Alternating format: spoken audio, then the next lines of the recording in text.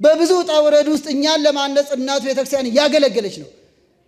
እየፈረሰች ተማሪዎቿ እየተገደሉባት ህንፃዋ እየፈረሰባት አሁንም ግን ቤተክርስቲያን እየታገለች ነው። አንዳንዶች ቄሶች ሲዘንጡ ሁሉ ይገርማቸዋል። ካባ ንጹህ ካባ ስናደርግ ንጹህ ቆብ ስናደርግ እናንተ ያሉትን አይደለም እና ወሌ ታዲያ የተጣመመ ጫማ አድርገን እንሂድ እንዴ? ነጠላችን ወጥ እየተዘረበረበን ይኑር እንዴ? ብዙ እያለው የዳሁም ይመኝ እኮ ነው መከራ ያበዛብን። አንዳንዶቹ ለቁልቢ ገብርኤል በሬ ሰጥተው ይመጣሉ። እነሱ ግን ሀረር ቢራ ሲጠጡ ያድራሉ።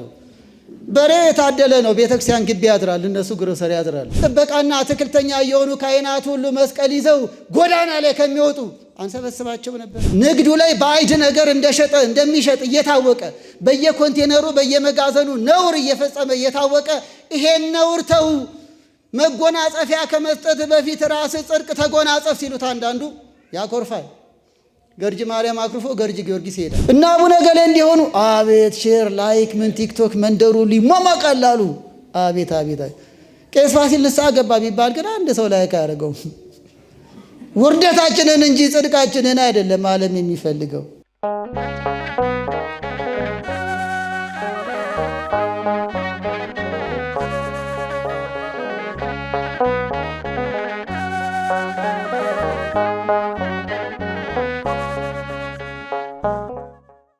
እንደ እግዚአብሔር ቅዱስ ፈቃድ አሁን በሚኖረን ጥቂት ደቂቃ የምንማማረው የሚያድን ሐዘን በሚል ይሆናል። የሚያድን ሐዘን ሁለተኛ ቆሮንቶስ ምዕራፍ 7 ከቁጥር 10 ይህንን ለምንማማርበት ሐሳብ መነሻ እናደርጋለን። ምስጢሩን ይግለጥልን።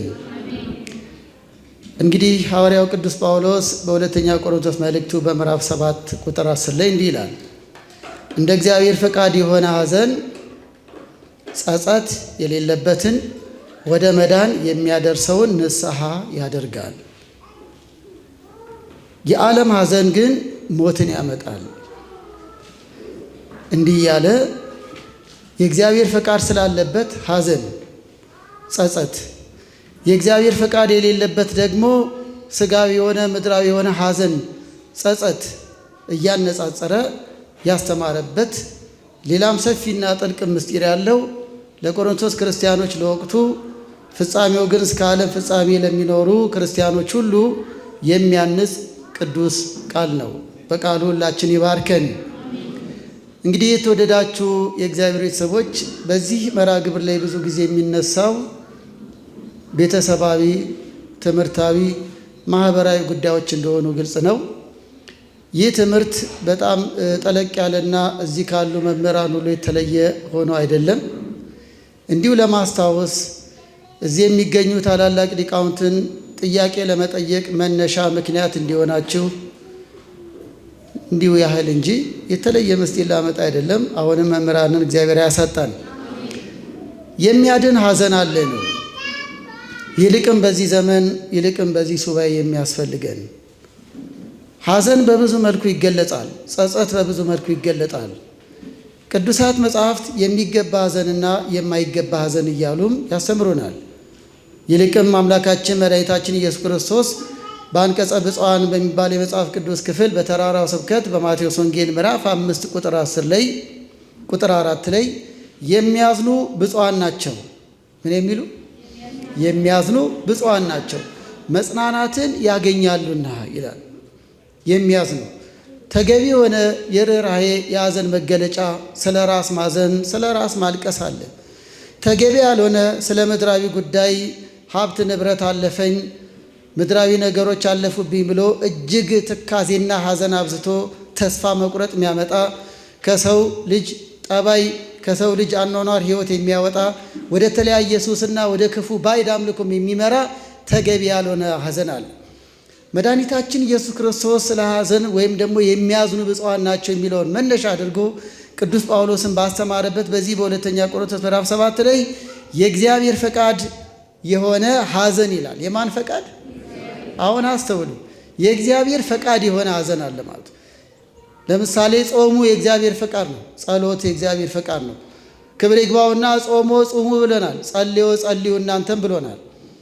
እንደዚህ ሁሉ ፈቃዱ የሚገለጥባቸው ነገሮች ሁሉ ገልጦልናል። ስለዚህም ፈቃዱ ከሚገለጥበት አንዱ እርሱ የፈቀደው የሐዘን አይነት አለ። እርሱ ያልፈቀደውና ከእግዚአብሔር ጸጋ የሚያርቅ ደግሞ የሐዘን አይነት አለ። ይህ የሐዘን አይነት በሌላ አነጋገር ንስሐ ይባላል። አሁን የምንነጋገረውም ስለ ንስሐ ነው። የእግዚአብሔር ፈቃድ ያለበት ሐዘን ያለው ቅዱስ ጳውሎስ ስለ ኃጢአት፣ ስለ በደል፣ ስለ ራስ ማልቀስን ከልብ መጸጸትን የሚያስገነዝብ ነው።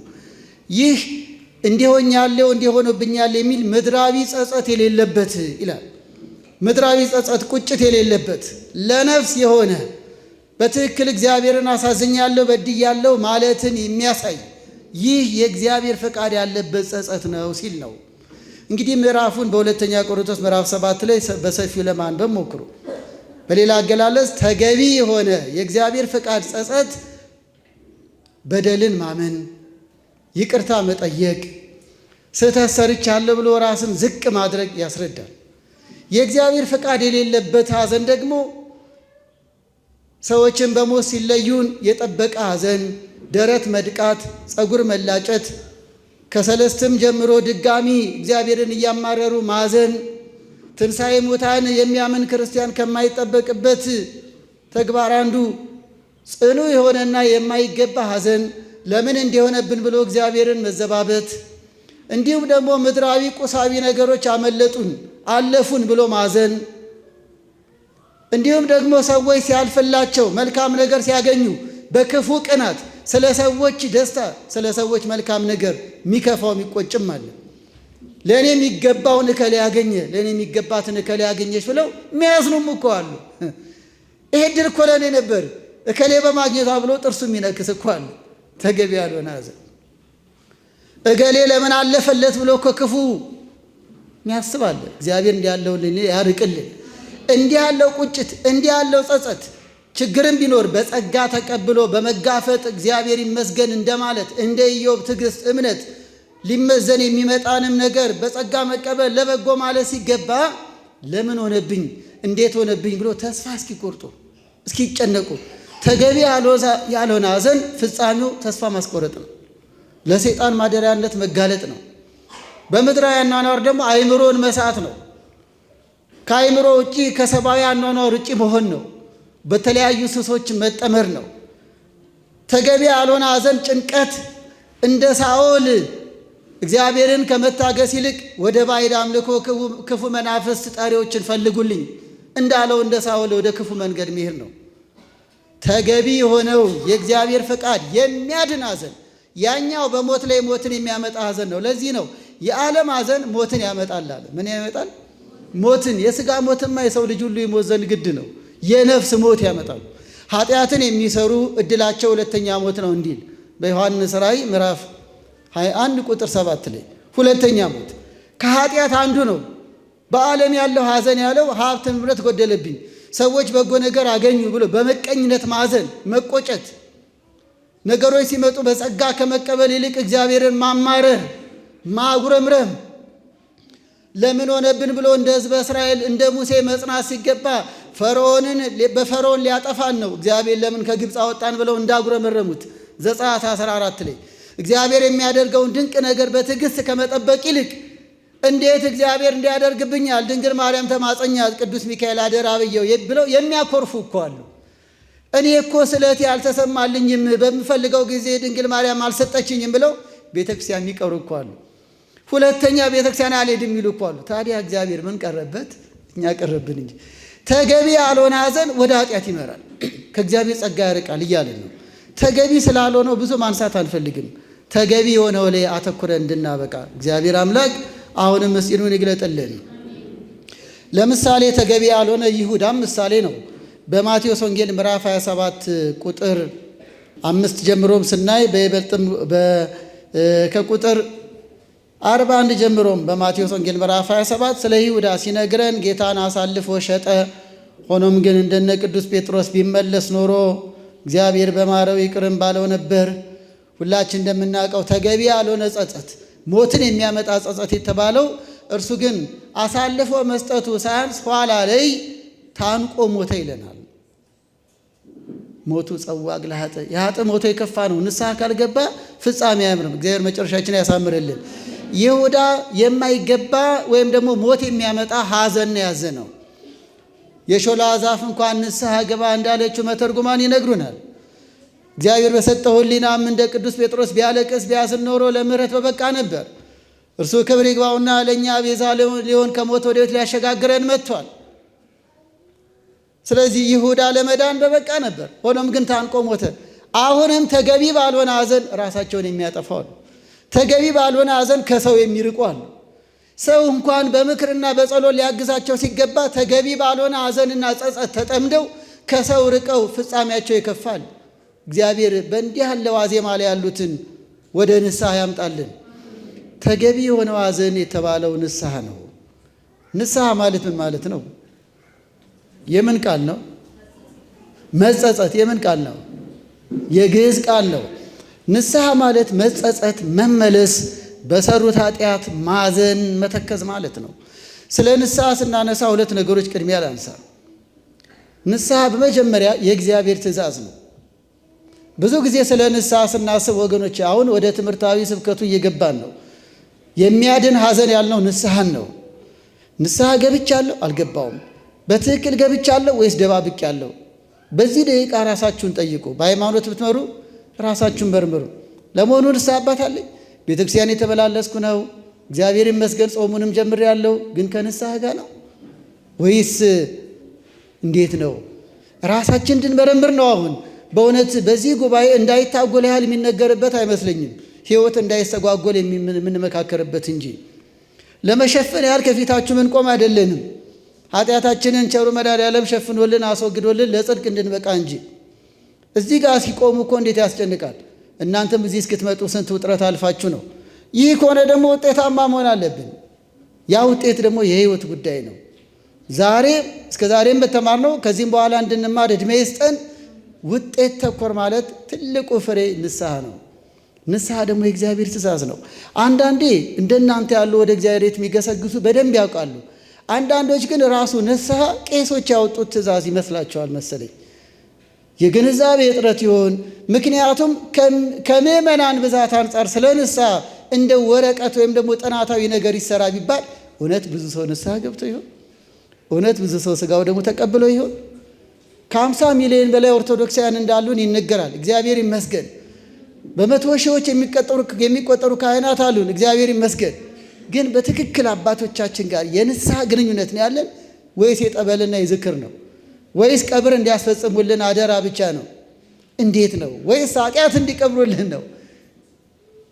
በጥልቀት የምናስበው እንዴ? ንስሐ የእግዚአብሔር ትእዛዝ ነው። አንድ ሰው ንስሐ ገባ ማለት የማንን ሕግ ፈጸመ ነው? የእግዚአብሔርን ሕግ። ከአዳምና ከሔዋን ጀምሮ ወደ እኔ ቅረቡ፣ ተመለሱ፣ ይቅር ልበላችሁ ብሎ አዳምና ሔዋንም ቃል በገባ መሰረት ነገረ ድኅነትን የፈጸመልን ልዑል አምላካችን ንስሐን የሰጠ እርሱ ነው። ቅዱሳት መጻሕፍት እንዲህ ይሉናል። ኢሳይያስ ምዕራፍ 46 ከቁጥር 6 ጀምሮ በትንቢተ ኢሳይያስ ምዕራፍ 46 ከቁጥር 6 ጀምሮ ሕግ ተላላፊዎች ሆይ ንስሐ ግቡ ይላል እግዚአብሔር። ማን ነው የሚለው? እግዚአብሔር ይላል።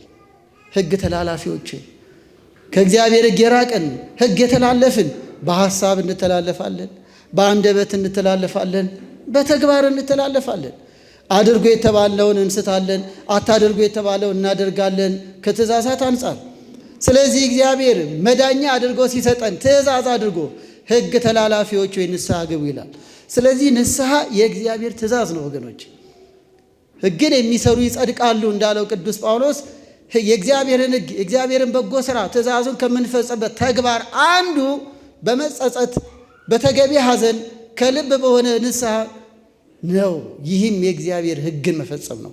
እንዲህ ይላል በሌላም ቦታ በትንቢተ ሕዝቅኤል ምዕራፍ 18 ከቁጥር 30 ትንቢተ ሕዝቅኤል ምዕራፍ 18 ከቁጥር 30 ኃጢአት እንቅፋት እንዳይሆንባችሁ ንስሐ ግቡ ይላል። ኃጢአት ምን እንዳይሆን? እንቅፋት እንዳይሆንባችሁ። ከእግዚአብሔር ጸጋ እንቅፋት ይጥላል። ከእግዚአብሔር ጸጋ ወደ ሲኦል እንዳይጥላችሁ። ምክንያቱም ኃጢአትን የሚያደርጉ ዕድላቸው ሁለተኛ ሞት ነው ብለዋል። ይህ እንዲህ ያለውን ኃጢአት የሚያደርጉ መንግሥተ ሰማያትን አይወርሱም ብለዋል በአንደኛ ቆሮንቶስ ምዕራፍ 6 ላይ። አንደኛ ቆሮንቶስ ምዕራፍ 6 ዓላማችን የእግዚአብሔርን መንግሥት ለመውረስ አይደል? ጾማችን፣ ጸሎታችን ዓላማችን አይደል ወገኖቼ? ታዲያ ለዚህ እኮ ነው የእግዚአብሔርን መንግሥት እንዳናጣ እንቅፋት ሆኖ ጠላት ዲያብሎስ እንዳይጠልፈን የሚያድን ሐዘን። ርዕሳችን ምንድን ነው? የሚያድን ሐዘን። ይህም ንስሐ ነው። ሕዝቅኤል ምዕራፍ 18 ቁጥር 30 ላይ ኃጢአት እንቅፋት እንዳይሆንባችሁ ንስሐ ግቡ። ወደ አዲስ ኪዳን ስንመጣ የተወደዳቸው የእግዚአብሔር ቤተሰቦች ብዙ ጊዜ የምንሰማው ቅዱስ ቃል አለ።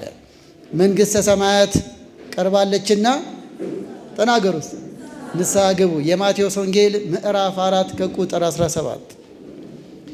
መድኃኒታችን ኢየሱስ ክርስቶስ በመዋዕለ ስብከቱ የመጀመሪያው በአደባባይ የትምህርቱ ርዕስ ይሄ ነበር። ለእግዚአብሔር መንግሥት የሚያበቃው ልጅነትን የሚያስመልሰው ንስሐ ነውና በሩ መንገዱ ርዕሱ ይሄ ነበር። ፍጻሜውም እኛም ከሞት ወደ ሕይወት እንድንሸጋገር ነው። ንስሐ ግቡ የእግዚአብሔር መንግሥት ቀርባለችና። ቀድሞ መጥምቀ መለኮት ቅዱስ ዮሐንስ እንዳስተማረው፣ ነቢያት ቀድሞ እንደ ጻፉ እንዳስተማሩ የንስሐ ባለቤት ንስሐን ያዘዘ ንስሐ ለሚገቡም ለመንግሥተ ሰማያት የሚያበቃው እርሱ መሆኑን ሲያረጋግጥልን የትምህርቱ መጀመሪያ የሚሆን ነበር። ንስሐን የሰጠው እኔ ነኝ ሲል ነው። ስለዚህ ወገኖቼ የሚያድነውን ሐዘን የእግዚአብሔር ፈቃድ ያለበትን ትክክለኛውን ጸጸት ያዘዘው እግዚአብሔር ነው። ቅዱሳን አባቶቻችን ሐዋርያት እንዲህ ብለው ጽፈዋል፣ አስተምረዋል። በግብረ ሐዋርያት ምዕራፍ 17 ቁጥር 31 ላይ የሐዋርያት ሥራ ምዕራፍ 17 ቁጥር 31 ንስሐ የእግዚአብሔር ትእዛዝ መሆኑን እንዲህ ይላል፣ ሰዎች ሁሉ ያለፈውን ወራት ትተው ንስሐ እንዲገቡ እግዚአብሔር ያዛል ይላል። እግዚአብሔር ምን ይላል? ያዛል። ንስሐ የእግዚአብሔር ትእዛዝ ነው። የመምሬ ገሌ አባ ገሌ አይደለም። ዘወትር እናት ቤተ ክርስቲያን በተለያየ ትምህርት በዜማዋ፣ በቅዳሴዋ፣ በውዳሴዋ፣ በስርዓተ ትምህርቱ፣ በምስጢሩ ንስሐ ግቡ የሚለው አዋጇ የእግዚአብሔር ትእዛዝ ነው ወገኖች። ታዲያ በእግዚአብሔር ቤት ስመላለስ ይህን የእግዚአብሔር ትእዛዝ ንስሐ ፈጽም ያለው የጽድቅ ሁሉ መግቢያ ነው። መደምደሚያው ደግሞ ቅዱስ ሥጋው ክቡር ደሙ ነው። ወገኖቼ እንዴት ነው ከንስሐ ጋር ትውውቃችን? በእውነት በትክክል ንስሐ ገብተናል? አንዳንድ ጊዜ ንስሐ የገባን ደግሞ እንዴት ይሆን የገባ ነው? እሱን ኋላ ላይ እንመጣለን። የእግዚአብሔር ትእዛዝ ነው። አምላካችን መድኃኒታችን ኢየሱስ ክርስቶስም ከመጣበት ወደ ምድር በተገለጠበት ዓላማ አንዱ እስመ ይመጻእኩ ጸውዕ ጻድቃነ አላ ኃጥአነ ለንስሐ፣ ጻድቃንን ሳይሆን ኃጥአንን ለንስሐ ልጠራ መጥቻለሁ። የማቴዎስ ወንጌል ምዕራፍ 9 ቁጥር 13። የማዳን ጉዞ የንስሐ ጥሪ ነው። የማዳን ጉዞ የተዳደፈው ልባችንን አንጽተን ከብረን ደምቀን ከእርሱ ጋር እንድንኖር ነው። የቤተ ክርስቲያን ዓላማ፣ የካህናት መሾም ዓላማ፣ የቅዳሴው ምስጢራት ሁሉ ዓላማ ንስሐ እየገባን ቅዱስ ሥጋውን ክቡር ደሙ እንድንቀበል ነው። ይሄው ነው። ንስሐ የምንገባው ታማሚዎች ስለሆንን ነው። አይ ንስሐ የሚባል አይመለከተኝም፣ ንስሐ አባቴ ቢበዛ ቤት ከባረኩልኝ ይበቃል ካልን ታድላችኋል፣ ኃጢአት የለባችሁም ማለት ነው። ኃጢአት የለብኝም የሚል እሱ ሐሰተኛ ነው። ወይም ደግሞ ከእናንተ ውስጥ የበቃ ካለ የታደለ ነው። ኧረ ጸልዩልን። ንስሐ ለመግባት ተገቢ የሆነ ሐዘን ወደ ካህን መጥቶ ከልብ አለመጸጸት እኔ እኮ ምንም አልበደልኩም፣ ምንም እኮ ችግር የለብኝም እንደማለት ነው። ክብር ይግባውና እርሱ ደግሞ ለንስሐ መጣው። ጻድቃንማ በስራቸው ለክብር ለጽድቅ በቅተዋል። ቅዱሳን ጻድቃን በረከታቸው ይደርብን። እኔ በደለኛ ነኝ፣ ኃጢአት የሚስማማው ሥጋ ለብሼ መኖር ነኝ ብሎ የሚያስብ ክርስቲያን ግን ትልቁ ተግባሩ ይልቅም በአጽዋማት ምን ጊዜም ንስሐ አለ፣ ይልቅም በእንዲህ ያለ በሱባኤ ጊዜ ጾሙ፣ ጸሎቱ ከንስሐ ጋር ነው። አንዳንድ ጊዜ ምሕረት በረከት የራቀን ንስሐ ስላልገባን ይሆን እንዴ? ይቀደሳል፣ ይወደሳል፣ ብዙ አገልግሎት አለ። አሁንም ግን ሰላም የለም። አሁንም ግን ሰዎች ይሞታሉ። አሁንም ግን ከሀገር እስከ ዓለም ጥሩ ነገር አንሰማም። ለምን ይሁን? ብትመለሱ ይቅር እላቸዋለሁ ያለ አምላክ በቃሉ የታመነ ነው። ታዲያ ችግሩ ምን ይሆን? እንደናንተ ያሉ ስለ ንስሐ ለመስማት የእናት ቤተክርስቲያንን ድምፅ ሰምቶ መገኘት መታደል ነው። ፍጻሜያችን ያሳምርልን። ግን እውነት እንደ ምዕመናን ብዛት ንስሐ እየገባን ነው? እውነት ካህናቱ ይጠየቁ በሚገባ ምዕመናን እየመጡ የንስሐ ወረፋ አለ? ቅበላው እንዴት ነበር? እርግጥ ነው በማህበራዊ ኑሯችን ከነዳያን ጋር ከካህናት ጋር እህል ውሃውን ተቃምሰን ተቀብለናል። ነውር አይደለም በአግባቡ እህል ውሃ መቃመሱ። ግን የካህናቱን ድግስ ለመሳተፍስ ተጣጥበን ተዘጋጅተናል? አሁን የቅበላ ሰሞን ድስቱ ሲታጠብ ነው የከረመው። አሁን ሰኞ ዕለት ከኔ ቤት ጀምሮ እናንተ ቤትም እርግጠኛ ነኝ አብዛኛው ድስት በሙቋን የታጠበው። አይደለም። ይሄን ለመናገር እኮ ነብይ መሆን አያስፈልግም። ለምን እንደሆነ ይታወቃል። ጨልፋው፣ ድስቱ፣ ምኑ፣ ወተት ምን የተማሰለበት ስጋ ወጥ የነካ ሁሉ አይ ስጋ አልኩ እንዴ ወገኖች፣ ድስቱ ታጥቧል፣ ህይወት ግን ታጥቧል እንዴ? በአይጃክስ በሙቋ ሲፈቀፈቅ ነው እቃው የከረመው። እንዲሁም አንዳንዶች ማንኪያው እንዳይነካካ ጨልፋው እንዳይነካካ ይላሉ። ከሰኞ ጀምሮ ግን በሐሜት አልተነካካንም። የታደለ ድስት ከቅቤ ታጥቧል። የታደለ አንደበት ግን ከሐሜት አልታጠበም። እንዴት ነው ቅበላው? በየዓመቱ በስጋ ብቻ ካህናቱ ጋር ወረፋ ነበር ወይ ስጋ ቤት ብቻ ነበር ወረፋ? መቼ ነው አጽዋማት ሲመጡት ካህናቱ ጋር እንደ ዳቦ ቤት ወረፋ ረጅም ወረፋ የሚኖረው? ንስሐ ለመግባት ካህናቱን የምናጨናንቀው መቼ ይሆን? አንዳንድ ቦታ ሊኖር ይችላል። የታደሉ ምዕመናን የበረቱ ካህናት እግዚአብሔር ያብዛልን። ግን እስከ መቼ ነው? እናም ንስሐ የእግዚአብሔር ትእዛዝ ነው። እስቲ ጠይቃችሁ በንስሐ የሚገኘው ምንድን ነው? ወደ ጥቅሙ እንሂድ። ደግሞ የሚያድን ሐዘን ነው ንስሐ። ትክክለኛ ለድህነት የሚያበቃ ሐዘን ቢሆን ስለ በደል እያሰቡ ማዘን ነው። ጥቅሙ ግን ምንድን ነው? በንስሐ የሚገኘው ምንድን ነው? አባቶቻችን ምን ሲያስተምሩን ከረሙ? እሺ ፈርታችሁናል። ወደፊት ግን ጥያቄና መልስ እናደርገዋለን። ጉባኤውም እንደዚህ አይነት ስርዓት ያለው ነው ብዬ አምናለሁ። ግን ልመዱ። አንዳንድ ሀሳብና አስተያየት ጥያቄም ሲኖር በወረቀት እናንተ እንደምሰጡ ሁሉ እኛም ስንጠይቃችሁ ደግሞ መልስ መስጠት አትፍሩ ለማለት ነው። ይህ አዳራሽ ጉባኤ ገጽ ለገጽ እየተያዩ ለመመካከር መሰለኝ የክቡር አባታችን እቅድ። አሁንም ከእናንተ ብትመልሱ ደስ ይለኛል። ንስሐ ምንድን ነው ጥቅሙ? በንስሐ የሚገኘው ምንድን ነው? አባቶች፣ ወንድሞች፣ እህቶች፣ እሺ እናታችን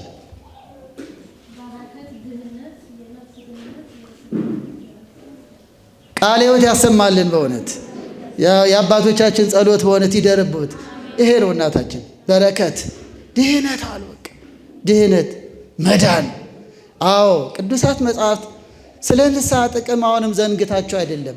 ወቅቱ ላይ እንዴት ነን? በምን መልኩ ንስሐ እየገባን ነው? ወይስ ከዛሬ ምሽት ጀምሮ ንስሐ ለመግባት አንወስንም ወይ ነው ጥያቄው። በንስሐ ስርየተ ኃጢአት ይገኛል። እናታችን እንዳሉት ስርየተ ኃጢአት ማለት ድህነት ነው፣ መዳን ነው። የበደለው እንዳልበደለ የሚሆነው በንስሐ ነው። የተዳደፈ ልብስ ያደፈ ልብስ በውሃ እንደሚጸዳ ሁሉ እንደሚነጻ ሁሉ ሰውነትም እንዲሁ በሐሜት በክፋት በነፍስ በነቢብ በገቢር በሐሌዮ የተሰራ ኃጢአት የሚነጻው ተነሳዩ ካህኑ ጋር ቀርቦ ኃጢአቱን ሲናዘዝ ነው። ካህኑም እግዚአብሔር ይፍታ ሲለው ነው። ከኃጢአት ማሰሪያ ይፈታል፣ ይነጻል፣ ይቀደሳል። ቅዱሳት መጽሐፍትም እንዲህ ይሉናል። ሕዝቅኤል ምዕራፍ 18 ቁጥር 21 ትንቢተ ሕዝቅኤል ምዕራፍ 18 ቁጥር 21 ማንም በደለኛ ከበደሉ ቢመለስ እኔ ይቅር እለዋለሁ፣ በሕይወት ይኖራል እንጂ አይሞትም ይላል። የነፍስ ሞት አያገኘውም። በምን ይኖራል? በሕይወት ይኖራል፣ በመንግሥት ይኖራል፣ በክብር ይኖራል። ምን ቢል? ማንም በደለኛ ከበደሉ ቢመለስ። ማንም በደለኛ የሚለው ሐሳብ የሚያስረዳን የኃጢአት ትንሽ ትልቅ እንደሌለው፣ የገደለም ይሁን ጠንቋ ቤት ሄደ ይሁን የጠነቆለም ይሁን በሐሜትም ይሁን ሮብ ዓርብ ቀመስኩ ያለም ይሁን ማንም በደለኛ ማንም ኃጢአትን የሰራ በካህኑ ፊት በእግዚአብሔር መልእክተኛ ፊት ይቅር በለኝ ብሎ ቢመለስ ከበደሉ ሁሉ ይቅር እለዋለሁ። ይሄው ነው ጥቅም። በተለያየ መንገድ እግዚአብሔር እናሳዝናለን። በደላችን ስጋ በመልበሳችንም ተፈጥሯዊ እስኪመስል ድረስ ሆኗል። ይህንን ሁሉ እግዚአብሔርን ያሳዘንበትን ሸክም የሚያቀልልን ይቅር በለን ብለን በድያለሁ ብለን በካህኑ ፊት ተገቢ የሆነ ሐዘን የሚያድነውን ሐዘን ስናዝን ነው። ቅዱሳን ሐዋርያት እንዲህ ብለው አስተምረዋል። በሐዋርያት ሥራ ምዕራፍ 2 ቁጥር 37 የሐዋርያት ሥራ ምዕራፍ 2 ቁጥር 37 ኃጢአታችሁ እንዲደመሰስ ምን በሉ? ንስሐ ግቡ። ኃጢአታችሁ ምን እንዲደመሰስ፣ ስርየት እንዲያገኝ፣ ይቅርታ እንድታገኙ ኃጢአታችሁ እንዲደመሰስ ምን እናድርግ ብለው ለቀረቡ በወቅቱ ለተማሩ 3000 ምዕመናን የተነገረ ነው። እነርሱም ኃጢአታቸውን እየተናዘዙ ተጠመቁ፣ ክርስቲያን ተባሉ። ስለዚህም መመሪያው የክርስቶስ ተከታዮች የእርሱ ማደሪያዎች ተሆኑ ዘንድ ኃጢአታችሁ እንዲደመሰስ የሚለው የንስሐን ምን ያሳያል? ጥቅም። በአንደበት እናሳዝነዋለን፣ በማየት እናሳዝነዋለን። እኛ የክርስቶስ ቤተ መቅደሱ ማደሪያው ተብለን ሳለ ከእርሱ ማደሪያነት የማይጠበቅ ተግባር እንፈጽማለን። በእውነት ኃጢአት የለብኝም እግዚአብሔርን አልበደልኩም የሚል ማን ነው? ካለ የታደለ ነው። በጸሎት አስቡን። እንደየኑሯችን እንደየደረጃችን በተለያየ መንገድ ሕግ እንጥሳለን። አንተ ተአምር ድካሙ ለሰው ይላል ቅዳሴች። አንተ የሰውን ድካሙን ታውቃለህና ቸሮ አምላክ ያውቀናል ደካሞች እንደሆንን።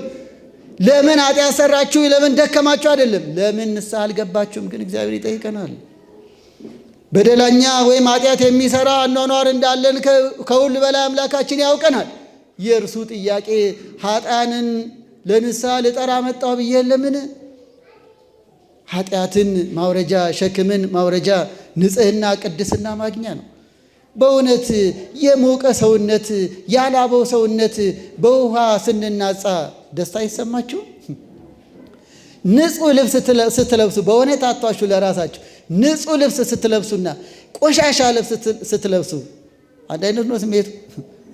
እንደው ልቅልቅ አድርገን ንጹህ ልብስ አዲስ ልብስ ሲለበስ ያለው ስሜት ክርስቶስን ልበሱት የተባለውን በንስሐ ታደሱ ሲል ነው። ንስሐ መግባትም ለነፍስ እንዲመታደስ ነው። በሥጋ እንኳን መናጻት፣ መታጠብ፣ አዲስ ልብስ መልበስ ደስ እንደሚያሰኝሉ የነፍስ ደስታዋ ጸጸቷ ከልቧ ተጸጽታ እግዚአብሔር ይፍታ ስትባል ነው። ለሰማያዊ ክብር ሰማያዊ ጸጋ ስትለብስ ነው። ስለዚህም የንስሐ ጥቅም ስርየት ማግኘት ነው። ታሪክ ይቀየራል። የበደለው እንዳልበደለ ይሆናል። እግዚአብሔርን ያሳዘነው በእግዚአብሔር ጸጋ ልጅ ይባላል። ዳዊትን ላስታውሳችሁና ስለ አንዳንድ የንስሐ ስርዓቶች እየተናገርኩ አበቃለሁ። ነቢየ እግዚአብሔር ቅዱስ ዳዊት ቤታችሁ ስትገቡ የምታነቡት አሁን ታሪክ አልተረከም፣ አጭር ሀሳብ። ሁለተኛ ሳሙኤል ምዕራፍ 12 ምዕራፍ ስንት ነው? አዎ ይህ ድንቅ ታሪክ ነው። የቅዱስ ዳዊት ስለ ንስሐ በትክክል የሚያድን ሐዘን በዳዊት ተገለጸ። በትክክል የንስሐ ጥቅም በዳዊት ሕይወት ታየ። ከእረኝነት ጀምሮ ያከበረው እግዚአብሔር ለእስራኤል ንጉሥነት የመረጠው እንደ ልቤ ያለው ቅዱስ ዳዊት በሕይወት ውጣ ውረድ ገጠመኙ በደል ገጥሞታል። ይህ ለእኛ ትምህርት የሆን ዘንድ ነው የምናነሳው እንጂ ዳዊት አሁን ቅዱስ ነው፣ በረከቱ ይደርብን። በአንድ ወቅት ነቢየ እግዚአብሔር ቅዱስ ዳዊት ኦርዮን የሚባል ሎሌውን አገልጋዩን ጦር እየመራ የሚዋጋለትን ከእርሱ ሚስት ጋር ነውር ፈጸመ። በመኝታ ነውር ፈጸመ። ይህም አልበቃ ብሎ ኦርዮን እንዲገደል አደረገ። ዝሙት፣ መግደል ለትምህርት ተጻፈ። ታዲያ እንዴት ነው ቅዱስ የሆነው? እንዲህ ያለ ታሪክ የገጠመው? እግዚአብሔር በተለያየ መንገድ ያስተምራልና ነቢዩ ናታን የተባለውን ቀጥታ ወደ ዳዊት እግዚአብሔር ላከው። ናታንም ወደ ንጉሥ ዳዊት ቀረበ። አንድ ታሪክ ወይም በምሳሌ ነገረው። አንድ ባለጸጋ ነበር አለው ለዳዊት። በግዛት በአገርህ ምሳሌ ነው። ይህ ባለጸጋ እጅግ በጣም ብዙ ከብቶች፣ በጎች አሉት። ከጎረቤቱ ደግሞ አንድ ድሃ አለ። አንዲት በግ አለችው። ያ ባለጸጋ እንግዳ መጣበት። የሰማችሁ ነው? ምን መጣበት? እንግዳ መጣበት። ለእንግዳው ይሆን ዘንድ ከብዙ ሺህ በጎቹ አንዷን እንኳን ቢሰዋ፣ ቢያርድ፣ ቢያቀርብ፣ ቢመግብ ምንም አይጎልበትም። ግን የሰው ክፋቱ አንድ በግ ያለችውን የጎረቤቱን በግ ተመኘ፣ የድሃውን ተመኘ። ብዙ እያለው የድሃው የሚመኝ እኮ ነው መከራ ያበዛብን። አጠገቡ ስንቱ አንድ እንጀራና አንድ ዳቦ ያረረበት እያለ አንዳንዱ በሙስናና በመሳሰለው ግፍ የበዛብን። ያለኝ ይበቃኛል ማለትን ያለመዱ፣ በጥቂቱ ታምኖ በብዙ እንደመሾም ይልቅ ይህ ግፍ ያመጣል። እግዚአብሔር ልቦና ይስጥልን። እናም ይህ ሰው ባለው ላይ ያለውን አውጥቶ ለእንግዳው ማድረግ ሲገባው የዛን የምስኪን ሰው አብሯት ምትተኛ እንኳን አይደለም ሊያርዳት እንደ ቤተሰብ አባል የምትቆጠር በግ ነች። አምጡና እሱን ረዷል። እንዲህ ያለ ክፉ ነገር የፈጸመ በአንተ ግዛት አለ አሉት። አዎ ዳዊት ምን አለ? ስለ ሌላ ሰው የሚነገር መስሎት አቤት መቼም ፍርድ ስናውቅበት፣ አዎ ይህ ሰው ሞት ይገባዋል አለ። እንዴት እንዲያደርጋል? እሱ ብዙ ከብት እያለው የድሃውን አርዶ እንዴት እንዲያደርገው? እንዴት ያሳዝነዋል! ሞት ይገባዋል አለ። የእግዚአብሔር መልእክተኛ ነቢዩ ናታን ግን ምን አለው? ምሳሌውን ኦ ንጉሥ ፈታይከ በርእስከ፣ ንጉሥ ሆይ የፈረድከው በማን ነው? በራስህ ነው። በራስህ ነው የፈረድከው። ብዙ እድሎች አሉ፣ ብዙ ሁኔታዎች አሉ። ሁሉ በእጅ ሁሉ በደጅ ነው። አንተ ግን የምስኪኑን የኦርዮንን ሚስት ክፉ አደረክባት፣ እርሱንም አስገደልከው። ዳዊት ይህ ምሳሌ የእርሱ መሆኑ ሲነገረው ታዲያ ምን ችግር አለ? እኔ ንጉሥ ነኝ እንደፈለግኩ ባረግ አለ እንዴ? መፍትሄ ነው አለ እንዴ? አቤት አቤት! ኃጢአታቸውን እንኳን ለመሸፈንና ዲፌንስ ለማድረግ የሚታገለው ብዛት። ምን ችግር አለ ብዘፍን? እንጀራዬ ነው። ምን ችግር አለ ሱሪ ብለብስ? አኗኗሬ ነው። የዘመኑ አኗኗር ነው። ምን ችግር አለ? ምን አለበት? በእውነት እግዚአብሔር ልቦና ይስጥልን ለወገኖቻችን። አሁንም ዳዊት ምን አለ ምን ችግር አለ አላለም። እግዚአብሔርን በድያለሁ አለ። እስቲ ይህችን ቃል ተናገሩ፣ ድገሙት። በእውነት ከልብ አስተውሉ። አያችሁ፣ ምሳሌው የእሱ እንደሆነ ገባው። ወገኖቼ ቅዱሳት መጻሕፍት ሲነገሩ በተለያየ መንገድ እግዚአብሔር ሲመክረን ብዙ ጊዜ ለእኔ ብለን አንሰማም። እችማ ጎረቤቴ ነች፣ አንድ ሰው ትዝ ይለናል። ይሄማ የሥራ ባልደረባችን ነው ይላል። የሆነ ነገር ይነሳ፣ ስለ ዘረኝነት ይወራ፣ ስለ ሐሜት ይወራ። እኛ ራሱ እኮ አማሽ አትበይኝና ብለን እኮ ሐሜት ምን ጀምርነን እና ምን ይባል ሌላ ርዕስ አለው። ብዙ ጊዜ ሲነገር ይሄማ እነ ቄስ ፋሲልን ይመለከታል፣ ይሄ እንደዚህ፣ ይሄማ ሰበካ ጉባኤውን፣ ይሄማ እነ ገሌን። ብዙ ጊዜ ዳዊትን ይኸውላችሁ እግዚአብሔርን በድያለሁ አለ። በድለዋል አላለም እኮ በድያለሁ። ይሄ ነው የሚያድን ሐዘን። ማቅ ለበሰ፣ ዝቅ አለ፣ ከልብሰ መንግሥቱን አወለቀ፣ ሱባኤ ያዘ፣ በአፉ እንጀራም ሳይገባ ጾመ፣ ጸለየ። ነፍሴን በጾም አደከምኳት እያለ እንደዘመረው እግዚአብሔርን ይቅርታ ጠየቀ። እግዚአብሔር ይቅር ብሎሃል አለው። ደግሞ ነቢዩ ናታን አያችሁ፣ ጥፋቱንም ነገረው፣ እግዚአብሔር ይቅር እንዳለውም ነገረው። እግዚአብሔር ይቅር ብሎሃል አለው። ደግሞ አይዞ በደልን በማመንህ ይቅር ብሎሃል። ይኸውላችሁ ወገኖች የዳዊት ታሪክ ተቀየረ። ቀድሞ የመረጠው ያከበረው አምላክ አሁንም አከበረው። 7 ሀብታት አደለው፣ እንደ ልብ ያለው 150 ዳዊት እያል እንደምንዘምር እንደምንጸልይ ድንቅ መዝሙረ ዳዊት ትምህርትም ትንቢትም ምስጢርም ደረቅ አዲስም ያለበት ይህን ሁሉ ምስጢር የተገለጠለት ቅዱስ ዳዊት በንስሐ በጸጋ ላይ ጸጋ አገኘ። እንደ ቅዱስ ዳዊት ትክክለኛ የንስሐ ዕድሜ ይስጠን። በእውነት እግዚአብሔርን በድያለሁ። ታሪክ ተቀየረ። የሉቃስ ወንጌል ምዕራፍ 15 ደግሞ አስተውሉ። የሚያድን ሐዘን የሉቃስ ወንጌል ምዕራፍ 15 በሦስት መልኩ በተለያየ ምሳሌ ስለ ንስሐ ይናገራል። እንዲሁም ቀጥታ በተነገረም በአንድ ሰው መመለስ በሰማይ መላእክት ዘንድ ምን ይሆናል? ድገሙት፣ ምን ይሆናል? እውነት ወገኖች እነ ቅዱስ ሚካኤል እነ ቅዱስ ገብርኤል ከመከራ የሚጠብቁን ዛሬም ዘወትርም እኛ ከማናውቀው መከራ ቅዱሳን መላእክት ይጠብቁን።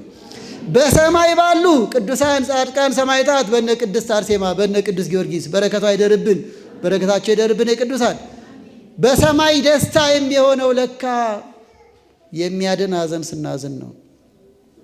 የሉቃስ ወንጌል ምዕራፍ 15 ቁጥር 20 እንደሚነግረን በመመለሳችን ነው የሰማይ ደስታ። አንዳንድ ሰው እግዚአብሔርን ገዳማት አድባራት በመሄድ በረከት በማግኘት የምንጓዝበት ታላቅ ነገር ነው። ግን በእግር ጉዞ ብቻ የምናስደስት ይመስላቸዋል። ለጉዞ ኢየሩሳሌም ብዙ ተመላልሰን ሊሆን ይችላል። ግሸን ማርያም፣ ቁልቢ ገብርኤል እግዚአብሔር ይመስገን አሁንም ገዳማቱን ለመሳለም ያብቃል። በንስሐ እግር ብቻ ከተጓዘ ግን ለውጥ የለም። አንዳንዶቹ ለቁልቢ ገብርኤል በሬ ሰጥተው ይመጣሉ። እነሱ ግን ሐረር ቢራ ሲጠጡ ያድራሉ። በሬ የታደለ ነው፣ ቤተክርስቲያን ግቢ ያድራል። እነሱ ግሮሰሪ ያድራሉ። ይሄው ነው ዛሬም። ጠዋት ለታቦት ከሰዓት ለጣዖት አሁንም አለ። አላረፍንም። አሁንም ብዙ ነገሮችን እንሰጣለን፣ ብዙ ነገር እናደርጋለን። አንዳንዶቹ በትክክል የእግዚአብሔር ቃል ሲገስጻቸውም አይወዱም። በተለያየ መንገድ እንደው ምእመና እንደው ይቅርታና አንዳንዴ እንደው ሸፈንፈን እያደረግን እያወዳደስን ብቻ ስንነግራችሁ እንጂ ስንገስጻችሁ አንዳንዶች አትወዱም። ግድ የላችሁ። በይበልጥ በእንዲህ ያለ ጉባኤ በደንብ ነው መወቃቀስ ያለብን። የሚገስጸው ግን የማን ቃል ነው? የእግዚአብሔር ቃል ነው። እኛ ጻድቃን ሆነን አይደለም፣ ለመጽደቅ ነው የምናገረው፣ ለመዳን ነው የምናገረው። እግዚአብሔር ይቅር እንዲለኝ ነው የምናገረው። እናንተም ይቅርታ ፈልጋችሁ እንደመጣችሁ ሁሉ ይሄው ነው ዓላማችን፣ ለመዳን ነው ወገኖች። በሰማይ ደስታ ይሆናል። አንዳንዱ እኮ ለምሳሌ በባለጸግነትም ይሁን በድህነትም ይሁን ዋናው ተግሳጽ ጸንቶ መመለስ ነው። አንዳንዶቹ አውደ ምሕረት ላይ ይነገርልን፣ ካህናት ቤታችን ይጋበዙልን ይላሉ። አንድ ሁለት ውሽማ ይኖራቸዋል። ለራብ አባታችን እባክዎት በጋብቻ ተወሰኑ ሲባል መምሬ ገሌ ሁለተኛ ቤቴ ድርሽ እንዳይል ይላል። አንዳንድ እናቶችም እንደዚሁ ጨሌ በጓዳቸው አስቀምጠው እኛን ከመጋበዞት በፊት ጨሌ ጣሉ ሲባሉ ይሄን ቄስ ከዚህ ደብር አዘዋውሩልኝ ይላሉ። አያደርጉትም እንጂ አለቆቻችን ይከፋቸዋል እያልኳቸው። ይሄ ግን የገጠመ ነው የምነግራችሁ፣ መተረክ ስላልፈለግኩ ነው። ቁስላቸው ሲነገራቸው አይፈልጉም። የእነሱን ብቻ ግብዣ እየበላን እንድንኖር ይፈልጋሉ አንዳንዶቹ። አሁን መጣለን፣ እንባርካለን፣ እንጋበዛለን። የእኛን ግብዣ የሚጋበዙት ግን መቼ ነው? ንግዱ ላይ ባዕድ ነገር እንደሚሸጥ እየታወቀ በየኮንቴነሩ በየመጋዘኑ ነውር እየፈጸመ እየታወቀ ይሄን ነውር ተው፣ መጎናጸፊያ ከመስጠት በፊት ራስህ ጽድቅ ተጎናጸፍ ሲሉት አንዳንዱ ያኮርፋል። ገርጅ ማርያም አኩርፎ ገርጅ ጊዮርጊስ ይሄዳል። እንኳን የለዛም ቢሆን ምንድነው እንዲህ ያለ ሰባኪ አታምጡብን ይላል። ትዳር ላይ እንዴት ነው? ጓዳችሁ እንዴት ነው? አኗኗራችሁ እንዴት ነው? ከጠላት መሳም የወዳጅ ንክሻ ይሻላል ይላል ወገኖቼ። እናም በሉቃስ ወንጌል ምዕራፍ 15 ላይ እናንተ በተደጋጋሚ የምትሰሙ ስለሆነ አንቡት። ከአባቱ ቤት የኮበለለውን ልጅ የጠፋውን ልጅ አስታወሳችሁ? የጠፋው ልጅ እኮ ድንቅ ምሳሌ ነው። አዎ ከአባቱ ቤት ኮበለለ፣ የወንድሙን ሳይቀር ንብረት ይዞ ሄደ። ግን አለቀ። ይኸውላችሁ ይመስለናል ከሰንበት ትምህርት ቤት ስንልክ፣ ከአውደ ምሕረት ስንርቅ፣ ከቤተ ክርስቲያን ስንርቅ በቃ ይመስለናል። አቤት አቤት ትንሽ ገንዘብ ስናገኝ መኪና ስንገዛ ከረባ ስናንጠለጥል ምናምን ለጾም ገባ እንዴ የሚሉ አሉ እኮ። ድሮ አፈርግጠን መቃብር ቤት ለመቃብር ቤት ገዳም ለገዳም እንዳልተዘዋወርን አባቶችን እንዳልተራዳን ሁሉ በኋላ ጉንጫችን ሲሞላ ደረታችን ሲቀላ እንዴ ዛሬ ምንድነው ቀኑ? አርሴማ ነች? ኢየሱስ ነው? ቀኑ ጠፍቶኝ አቤት አቤት አቤት። ይኸውላችሁ አሁንም የልጅ ከአባቱ ቤት ሲኮበልን ሚያልቅ አልመሰለውም። በኋላ በአልጋ ጠበል ከሚወስድን በእግራችን ብንመጣ ይሻለን። በመኪና ተሸክመውን አቁርቡልን ከሚሉ ራሳችንን ተሸክመን ሰልፊ ይዘን ብንቆርብ አይሻልም? እግዚአብሔር ሳይሰብረን ብንመለስ አይሻልም? የምንታበይ እኮ አለን በመንፈሳዊ ጉዳይ ላይ። ለቅዳሴ አይመቸንም፣ ለጉባኤ አይመቸንም። 2 ሰዓት ሙሉ ቲክቶክ ስናይ ኦንላይን ላይ እየተያየ ለጸሎት ለውዳሴ ማርያም ጊዜ የለኝም። እውነት እኛንን ጊዜ የሌለን ምን አዚም አደረገብን? ይኸውላችሁ ከቤቱ እንደኮበለለ ልጅ በአንድ ወቅት ልቦና ወይም ማስተዋል ይርቅና ይሄው ነው። ግን ዋናው መመለስ ነው። እንዲህ ሄዱትን እግዚአብሔር ይመልስልን፣ እኛንም ያጽናል። ታዲያ ወደ ልቡ ተመለሰ፣ ወደ ልቡ ተመለሰ። ይህ ሰው ለምን የአባቴ ቤት አይሻለኝም ወይ አለ። ወደ አባቱ ቤት ሲመጣ ግን ልጠይቃችሁ፣ በህሊናችሁ የምትመልሱት አባትየው አንተ ወንበዴ ደግሞ እንደዚህ አድርገኝ ትመጣለህ እንዴ አለው እንዴ? አባሩልኝ ይህ ልጅ አለ እንዴ? አዲስ ልብስ አልብሱት፣ አዎ ፍሪዳ ረዱለት፣ ጎረቤቶቼን ጥሩ ጋብዙ ጎረቤቶቼን። ለምን? የጠፋው ልጅ ምን ብሏልና ተገኝቷልና። ይኸውላችሁ አያችሁ የንስሐ ጥቅም። የት ነበርሽ የት ነበርክ ብሎ ማይቆጥርብን እመሳ ኃጢአተኑ ትታቀብ እግዚኦ እግዚኦ መኑ ይቀውም። በመዝሙር 129 ላይ ቅዱስ ዳዊት አቤቱ ኃጢአታችንን ብትቆጥርብን በፊት ማን ይቆማል? ቸሮ አምላካችን ይሄን ሁሉ ኃጢአት ሰርተሽ ይሄን ሁሉ ኃጢአት ሰርተ አይልም። ከነ በደላችን ማረን እንድንለው ነው። ቸር አምላክ የፍቅር አምላክ እስከ ቀራንዮ ሥጋውን ቆርሶ ደሙን አፍሶ ፍቅሩን የገለጠልን አምላክ ከኛ የሚፈልገው በደላችንን አምነን የሚያድን ሐዘን ትክክለኛ ጸጸት መጸጸትን። ወደ አባቱ ቤት የተመለሰው ልጅ በደስታ ኖረ። ይሄው ነው በሰማይ መላእክት ደስታ የሚሆነው በዚህ ነው። እግዚአብሔርን በንስሐ አስደስተ ነው ይሆን? ድንገት ምእመናንን ድንገት ቤተክርስቲያናችንን በስጦታ በጉልበት ሥራ በተለያየ ነገር አስደስተን ይሆናል። እግዚአብሔር ይመስገን። ግን የሰማያን መላእክትን በንስሐ አስደስተን ይሆን? የንስሐ ጥቅምን ይህ ያስረዳናል። ይልቅም ስለ ድሪማ ስናስብ የድሪሙ ምሳሌ ደግሞ ወገኖቼ ያስተውሉት። ይሄ ደግሞ እኛን ይመለከታል። አንድ ሴት ድሪም ጠረፋባት በቤቷ ውስጥ። በምኗ ውስጥ? በቤቷ ውስጥ። የንስሐ ምሳሌ ነው። የበጉም የድሪሙም የጠፋው ልጅም። ሁሉንም ግን አላነሳውም። የድሪሙን ተናግሬ ልለፍ። ይኸውላችሁ መብራት አብርታ የጠፋውን ድሪሟን ሳንቲሟን ማለት ነው ፈለገች። ቤቷን እየፈነቃቀለች ፈለገች። ምን አብርታ? መብራት አብርታ። ባገኘችው ጊዜ ደስ አላት። በቤት ውስጥ የጠፋ ድሪም ማለት በእግዚአብሔር ቤት ውስጥ በስመ ክርስትና ሆነን በቤት ውስጥ እየኖሩ ንስሐ ለመግባት ነው።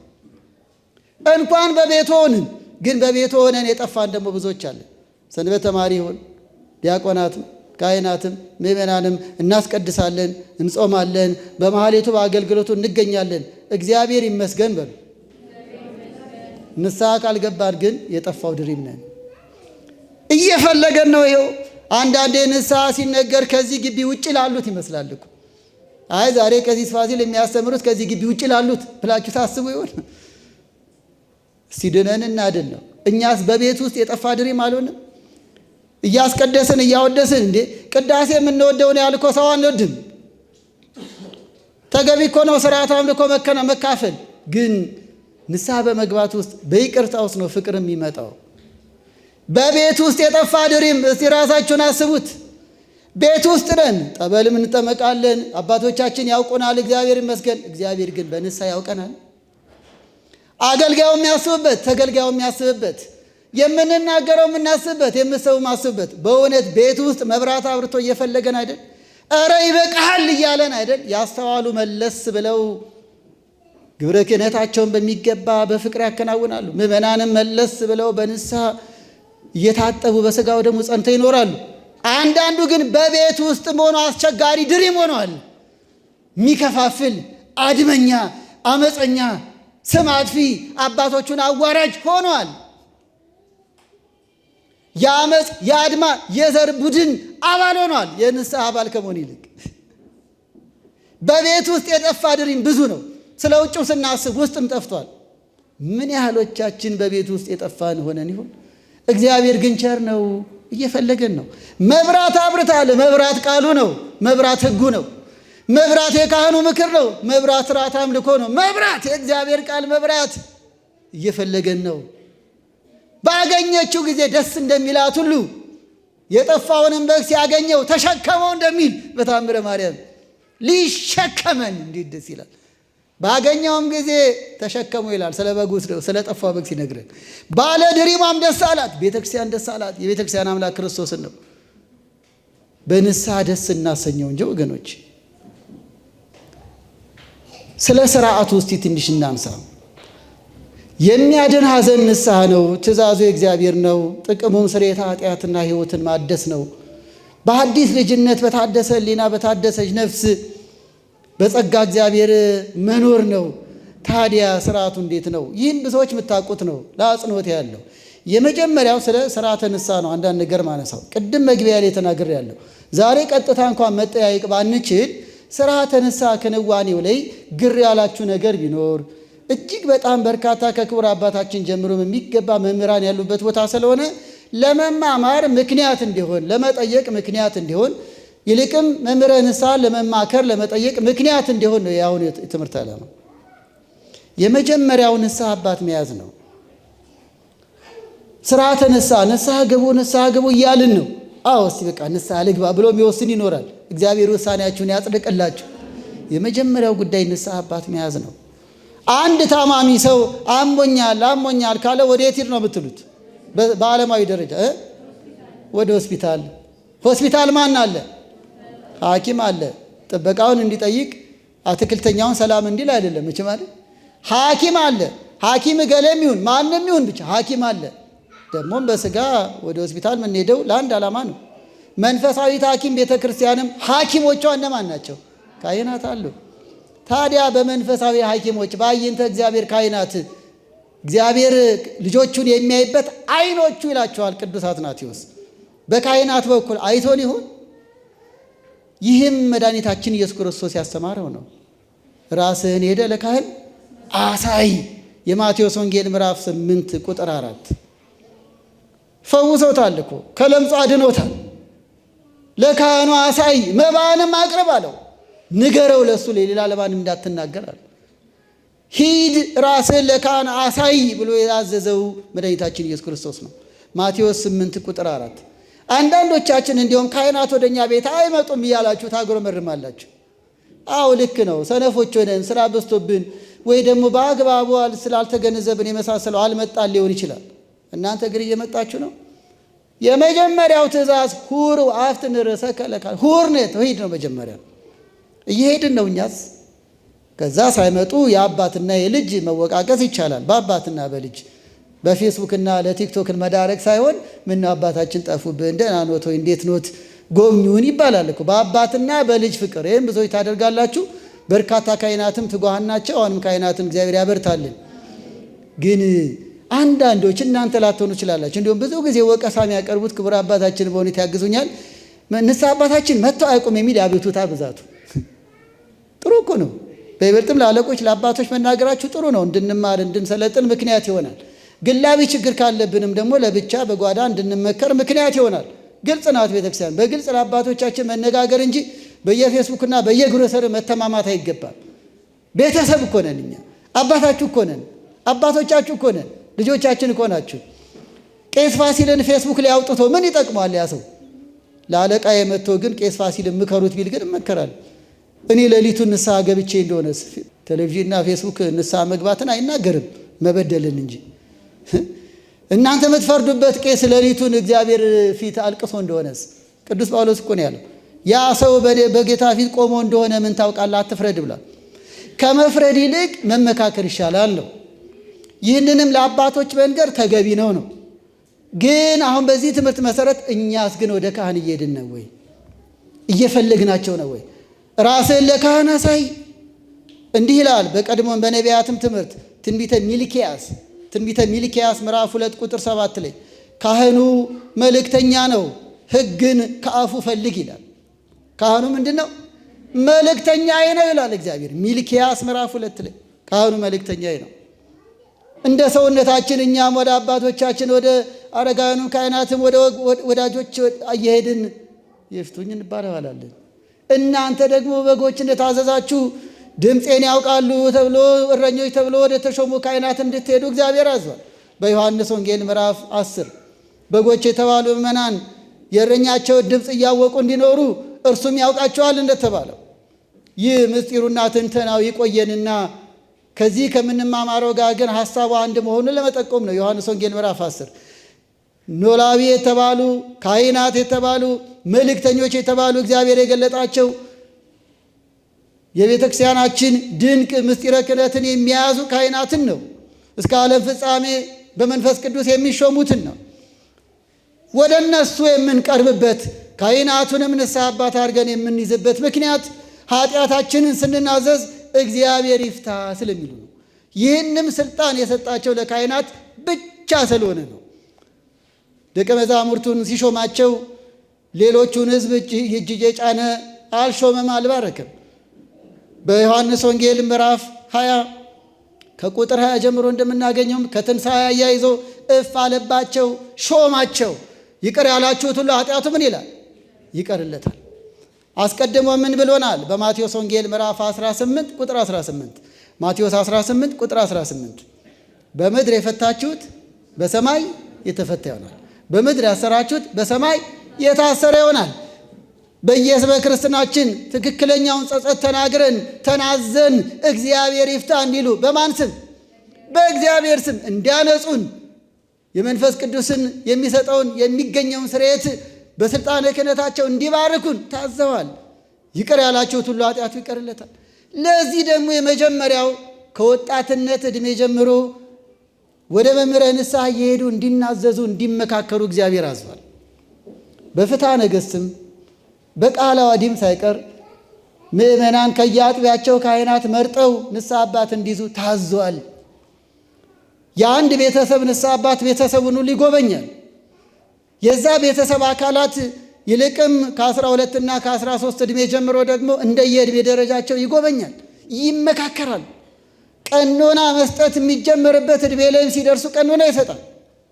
እንደው በተለያየ ምክንያት በቤተሰብ አባት የተለያየ ክፍተት እንኳን ቢኖር እያንዳንዱ ምእመን ግን ንስሐ አባት እንዲኖረው የነፍስ አባት እንዲኖረው በ318 ሊቃውንትም ተደንግጓል።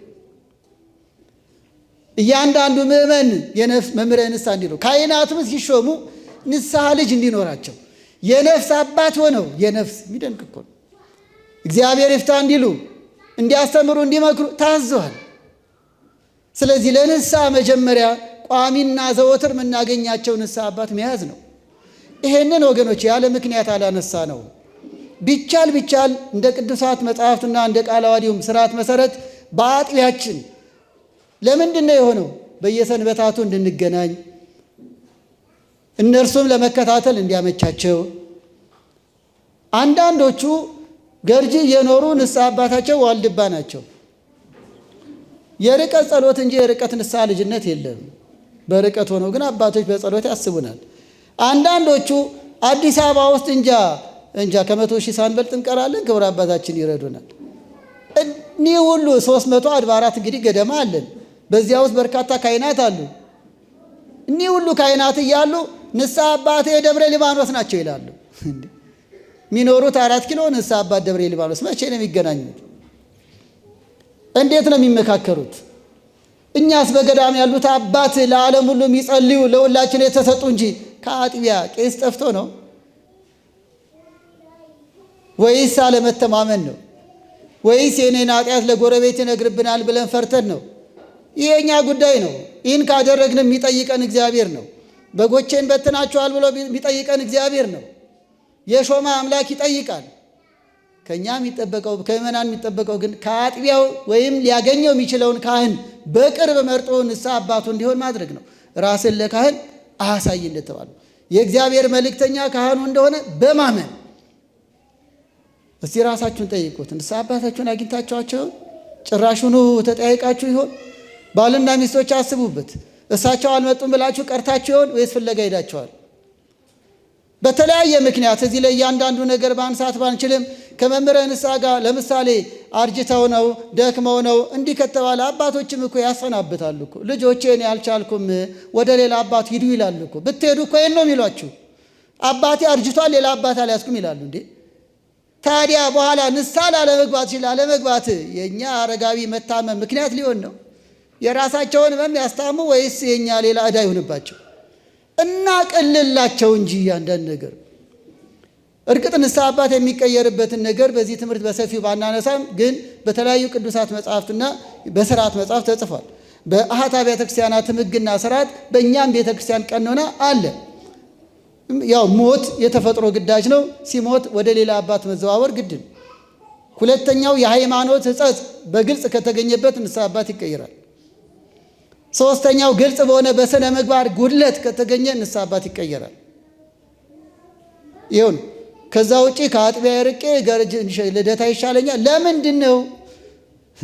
እግዚአብሔር አያይም በደላችን ኃጢአት። እንዲያውም ቅርብ ያለውን አባት የምናገኘውን አባት እንድናፍር እንድንፈራ ቶሎም አግኝተነው ይቅርታ ለመጠየቅ እንዲያመች እንዲያውም ያግዛል።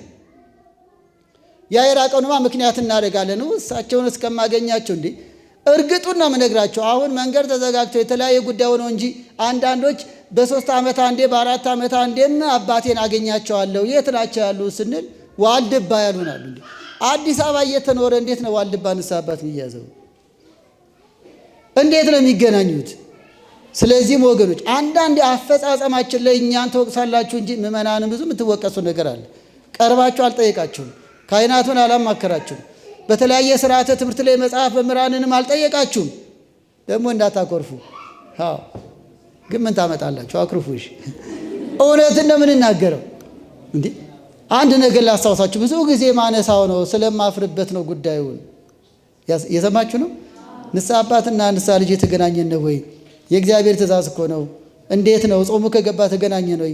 ሰሞኑን ለመገናኘት አቅደናል ወይ? አባቶቻችሁ የት ናቸው ባካችሁ? ዓላማው እሳቸው እንዲጸልዩልን እግዚአብሔር ይፍታ እንዲሉን እኛም ደግሞ ይፍቱልን አይደለም ወይ? ኃጢአት ሸክማችንን ሊያወርዱልን አይደለም ወይ? አሁን ምስጢሩ ታሪኩ አይደለም ምእመናን፣ በእውነት የሚረቅባችሁ በደንብ ነው የምታውቁት። ተግባር ላይ ግን ዳተኛ ይሆነዋል። እንዴ እኔ በማገለግልበት ደብር አንድ የተከሰተ ጉዳይ ነው። ሐዘን ገጥሟቸው መጡ። መምሬ ገላ ያሉ እያሉ መጡ። ከዛ የዕለት ገንዘብ ተቀባይና እዛ አካባቢ የነበሩ ሌላ አገልግሎት የሚጠባበቁ ካህናት ደነገጡ። መምሬ ገሌ አንድ ጉዳይ ስላለ ማለት ነው። ጋቢ ለብሰዋል ሰዎቹ። የሐዘን ያው ሐዘን ላይ ያለ ሰው ሲመጣ ያስታውቃል። እግዚአብሔር ከሐዘን ይጠብቃችሁ። ቸኩለዋል። ብቻ ምን ፈልጋችሁ ነው? ፍታት ፈልገን ነው። ጥሩ እኮ ነው። ይኸውላችሁ ሞት ሲደርስ ቄስ፣ ጦር ሲደርስ ፈረስ፣ ቀብር አስፈጻሚ ሆነን ቀረን እንጂ በኋላ መምሬ ገሌ ደነገጡ። ሁሉም መልስ መስጠት ዝግ አሉ። ለምንድን ነው? ፍታት፣ ሰው ሞቶብን ነው፣ አባታችን ሞቶብን ነው። ልጆች ናቸው የመጡት እና ጎረቤት። በሉ ያላችሁት ነገር ይከናወናል፣ ችግር የለም። ግን እኮ የእናንተ አባት መምሬ ገሌ ከሞቱ 3 ዓመት ሆኗቸዋል። አያሳዝንም? መምሬ ገሌ ይኖር ይሆን? ቤት አልመጡም እያሉ እንዴ ተጠያይቀን ይሆን? እንሙት በሕይወት እንኑር እኮ አንዳንዶች አያውቁም። እናንተ ታውቁ ይሆናል። እግዚአብሔር ይባርካችሁ። ግን ምከሩ። ዝም ብለው የሚወቅሱን ለምንድን ነው? ወቀሳም እኮ አይነት አለው። በየቀኑ የሰርክ ጉባኤ እንዲህ ያለ ጉባኤ በየሳምንቱ እያዘጋጁ ኑ ተማሩ ከማለት በላይ ምን እናርጋችሁ እንዴ? ምን ታርግ? ቤተክርስቲያን ተመችቷት ነው እንዴ? በብዙ ውጣ ውረድ ውስጥ እኛን ለማነጽ እናት ቤተክርስቲያን እያገለገለች ነው። እየፈረሰች ተማሪዎቿ እየተገደሉባት፣ ህንፃዋ እየፈረሰባት፣ አሁንም ግን ቤተክርስቲያን እየታገለች ነው። ምን ነው ተሞላቀቁ አንዳንዶች። ምን ይደረግላቸው ከዚህ በላይ እንዴ? እግዚአብሔር ካህናትን አበዛልን፣ አብያተ ክርስቲያናትን አነጸልን። ኑ ንስሐ ግቡ፣ ኑ የእግዚአብሔርን ድግስ ተቃበሱ ተባሉ። አሁን ሌላ ቦታ ያለውና እዚህ ያለውን አነጻጽሩት። ምን ይሁን? ከዚህ በላይ ምን ትሁን ቤተ ክርስቲያን? ታዲያ ሲጠየቁ በየግሮሰሪው በየምናምኑ እየጨለጡ አይ እነ መምሬ ገሌ እኮ ሀብታም እየመረጡን ይላል። መጀመሪያ አንተ ራስ መርጠመሽ መጣህና እውነት የሚያደርግ ካህን 1-2 ሊኖር ይችላል። ባለማወቅ ሊሆን ይችላል። ሊገሰጽ ይችላል። ግን አይደለም። በእውነት ያለ አግባብ እንዳነሳሳት አይደለም። እርግጡን ነው ነግራችሁ። እኔ በኩሌ ቄስ ነኝና ቄስ እንዲተች አልፈልግም። አንድ ካህን ተወቀሰ ማለት እኔ ይመለከተኛል። እግዚአብሔር በሚያውቀው የውዳሴ ከንቱ አይደለም። 320 ንስሐ ልጅ አለኝ። ከ50 በላዩ የድሃ ነው እንደኔው። እንዲሁም እኔ ሀብታም ነኝ። 2 ቦታ እሰራለሁ። ገና ካገኘው 3 እጨምራለሁ። ግን ቤተክርስቲያን ውስጥ ልጅ ነው ማሳድገው። ምን ችግር አለ እንዴ? አንዳንዶች ቄሶች ሲዘንጡ ሁሉ ይገርማቸዋል። ካባ ንጹህ ካባ ስናደርግ፣ ንጹህ ቆብ ስናደርግ እናንተ ያሉትን አይደለም እና ወሌ ታዲያ የተጣመመ ጫማ አድርገን እንሂድ እንዴ? ነጠላችን ወጥ እየተዘረበረበን ይኑር እንዴ? ጽድት ብለን ነው የምናጸዳችሁ። መኪና ስንነዳ የሚከፋቸዋሉ። ናና መጀመሪያ ንስሐ ግባ እንዴ? ሁሉ ዘራፊ ይመስሏል እንዴ? አይደለም። ልጆቼም ይገዛሉ፣ እኔም እገዛለሁ። ምንድን ነው ነዋሪ እኮ ነን በዚህ ምድር ላይ። ግብፅን አላየን፣ ህንድን አላየን። የእኛ አባት ከማንም አያንስም እያሉ ንስሐ አባቶቻቸውን እንዴት ተንከባክበው እንደሚይዙ እንዴት እንደሚያስተምሩት እያንዳንዱ ፒኤችዲ ያለው ነው። ልጆቹ አስተምረውት ምንድን ነው? ይልቅስ ጥበቃና አትክልተኛ የሆኑ ካህናት ሁሉ መስቀል ይዘው ጎዳና ላይ ከሚወጡ አንሰበስባቸው ነበር። መስቀል ይዞ ያ ምስኪን ቄስ በየጎዳናው በእውነት መስቀላችንን ይዞ አባት ተርቦ፣ እኛ ቤቱ ፈርሶ እናንተ በተሸለመ ቤቶች የምትቀመጡበት ጊዜ ነውናል። እንደው ይሄ ጉዳይ ይቆየንና ሐሜት ብቻ በዚህ ወጥተው በዚህ ገብተው መጀመሪያ በካህኑ ተጠቅመናል። ስለ ራሴ በማንሳቴ ይቅርታ አድርጉልኝ፣ ግን ስራዬ ነው፣ ኑሮዬ ነው። በደንብ ባለጸጋ ልጅ አለኝ፣ የድሃ ልጅም አለኝ። ምን ታመጡ? ግልጽ ነው የምነግራችሁ። እግዚአብሔር ምስክሬ ነው። እገሌ ብላችሁ ነገ ደግሞ የተለያየ ደብዳቤ እንዳታመጡ እንጂ እጅግ ስመጥር ባለሀብት ንስሐ ልጆች አሉኝ። እግዚአብሔር ይመስገን ይቆርባሉ። ከ315 ልጅ 290 ቆራቢ ነው። እኔ አስተምረው አይደለም መምህራን አስተምረውት እንኮራለን። በዚህ የድሃ ደግሞ አለች። ከሰል ከመሸጥ ቺፕስ ወደ መሸጥ የተሸጋገረች ደግሞ አዳጊ ድሃ አለች። ደግሞ እሷም ለጽጌ ዝክር ትዘክራለች፣ እኛ ባለጸጋም ይዘክራሉ። ሁለቱም እኩል ይመረቃሉ። አዎ ትዘክራለች፣ ታመጣለች 2 እንጀራ። ምንም ችግር የለም። ተሞክሮ ተናገር ብትሉ እንናገራለን። እኛ ስራችን እኮ ነው። ፖሊስ ስለ ፖሊስነት ቢያወራ፣ ሐኪም ስለ ሕክምና ቢያወራ፣ እኔም ስለ ቄስነቴ አፌን ሞልቼ እናገራለሁ። ስለ እኔ ንጽህና አይደለም። እኔ በደለኛ ነኝ፣ ኃጢአተኛ ነኝ። ልጆቼ ግን የእግዚአብሔር ሰዎች ናቸው። የተሰጠን ስልጣነ ክህነት ግን የመንፈስ ቅዱስ ነው። አሁንም አባቶቼን ወክዬ የምናገረው እንዲያው ስንት ድሃ ቤት አይደል እንደ አባቶች የሚገቡት እንዲያው ሚታማ 2-3 ሊሆን ይችላል። እሱ ይወቀሳል አልኳችሁ፣ ይመከራል። ስንቶቹ ከድሃው ቤት እያንኳኩ ስንቶቹ እጅግ በጣም የሚደነቁ ብዙ አባቶች ተሞክሮ እንደው ጊዜው አይደለም እንጂ በመርካቶ አካባቢ ወደ 9 የሚሆኑ ሴተኛ አዳሪዎችን አስተምረው በንስሐ ልጆቻቸው አማካይነት ሌላ ስራ አቋቁመው ለንስሐ ያበቁ ቄስ አሉ። ክህነታቸው ይባረክ በእውነት። ወደ 9 ሴተኛ አዳሪዎች ልጄ ይሄ ስራ አያዋጣም፣ ከእግዚአብሔር መጣላት ነው፣ ይቅርብሽ እና ምን ልብላ ስትል ንስሐ ልጆቻቸው ቤት እያንኳኩ እችን ልጅ አግዘዋት ቡና ታፍላ፣ እችን ልጅ አግዘዋት እንጀራ ተጋግር፣ እችን ልጅ አግዘዋት አስተናጋጅቱ ብለው 9 ሴተኛ አዳሪ ለንስሐ ያበቁ አንድ የአዲስ አበባ ቄስ አሉ። በእውነት የሳቸው አይነት ያደርገን ሁላችን። ሀብታም ቢመርጡ ኖሮ እዛ ሰፈር ምን አንጎዳጎዳቸው። ደሃዋ ምስኪኗ አሳዝኗቸው። እንዲህም አሉ ዝቅ ብለው እንዲህ አሉ። ከዛ እንዲህ ከአንበሳ መንጋጋ ከኃጢአት መንጋጋ ነቅለው አውጥተው ለእግዚአብሔር ክብር ያበቁ። እናም ወገኖች እንደው ሐሜቱም አይነት እኮ አለው ማለት ሁሉ በጅምላ ይወቀሳል እንዴ? ይሄን ሁሉ ያልነው ስለ ራሳችን ስናስብ እውነት ንስሐ አባቶቻችንን አግኝተናቸዋል ወይ? በቅርበት አለ ወይ? ወደ ቀጣዩ ስንሻገር ስርዓቱ ላይ ነን። ስለ ኑዛዜ እናንሳ። ንስሐ የሚገለጠው በኑዛዜ ነው። የሚያድን ሐዘን እያለ ነው አይደል? ኑዛዜ ማለት ኃጢአትን ሳይደብቁ መናገር ማለት ነው። ለማን? ለካህን። ምሳሌ ምዕራፍ 28 ቁጥር 13 ኃጢአቱን የሚናዘዝ ምሕረት ያገኛል፣ የሚሰውራት ግን አይጸድቅም ይላል። ኃጢአት መናዘዝ የሚደንቀው ኃጢአት መናዘዝ ምን ችግር አለ? ራሳችን እንዲህ ብንል ይላል መጽሐፍ ቅዱስ እኮ ንስሐ ሲገቡ ኃጢአታቸውን እየተናዘዙ እንደሆነ በደንብ ነግሮናል። ለምሳሌ የማርቆስ ወንጌል ምዕራፍ 1 ከቁጥር 15 ማርቆስ 1 ቁጥር 15 ኃጢአታቸውን እየተናዘዙ ይጠመቁ ነበር። ኃጢአታቸው ምን እያሉ? እየተናዘዙ ለመጥምቀ መለኮት ለቅዱስ ዮሐንስ። ታዲያ ገና ካሳ ሳይፈጸም ንስሐ ለሚያጠምቀው ከኔ በኋላ የሚመጣው ብሎ የተናገረው እንደ ዘመነ ኦሪቱ ሥርዓት ኃጢአታቸውን የተናዘዙ ይልቅም ደግሞ ፍጹም ክህደት በሆነው በአዲስ ኪዳን ይልቅም እግዚአብሔር ይፍታ ብለው በሰማይ ለሚያስፈቱ ካህናት ኃጢአትን መናዘዝ መንፈሳዊ ሥርዓት ነው። በእግዚአብሔር ፊት ማዘንን ማለትም መበደልን የማመን መገለጫ ነው። እርቅ የሚገኘውም ጥፋትን በማመን ነው። ለምሳሌ የሆነ ሰው በድሏችሁ በቃ ምንም ማለት አይደለም እንታረቅ ሲልና በድያለሁ እንታረቅ ሲል ልዩነት አለው አይደል?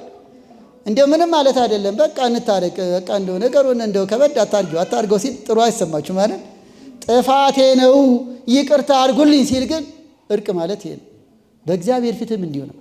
ካህኑ ፊት ቀርበን በድያለሁ በአንደበቴ በሐሳቤ በተግባሬ ይሄንን ነው። ለምሳሌ በሐዋርያት ሥራ ምዕራፍ 19 ቁጥር 18 የሐዋርያት ሥራ ምዕራፍ 19 ቁጥር 18 በአዲስ ኪዳንም ይወላችሁ ያደረጉትን እየተናዘዙ ይጠመቁ ነበር ይላል። ያደረጉትን ምን እያሉ? እየተናዘዙ። ኃጢአትን በካህን ፊት መናዘዝ የእግዚአብሔር ትእዛዝ ነው። ቅዱሳን ሐዋርያት የፈጸሙት ነው። ያደረጉትን አለ ያጠፉትን ጥፋታቸውን እየተናዘዙ አለ ንስሐ ይገቡ ነበር፣ ይጠመቁ ነበር። አንዳንዶቻችን በቃ ስዕለ ማርያም ፊት ጸልየናል፣ ታቦቱ ፊት ተማጽነናል ብለን ንስሐ የገባን ይመስለናል። ሸክምን ሳናቀል ድንጋዩን ሳናስወግድ ብዙ የሄድን ይመስለናል። አንድ ነገሩ ደረቅ እንዳይሆነባችሁ ቆይ እስቲ አንድ ምሳሌ ልንገራችሁ። ተረት የእንስሳቶች ድግስ ነበረ። የሰማችሁ ነው? ልጆቹ ቀና አሉ ተረት ሲባል። እሺ ተረት ነገር በምሳሌ እንዲሉ ድግስ ሆነ። ሲበሉ ሲጠጡ የሚበሉት የሚጠጡት አለቀባቸው። ከበደ ሚካኤል የተባሉ ጸሐፊ የጻፉት ነው ይባላል። ምሳሌያዊ ነው።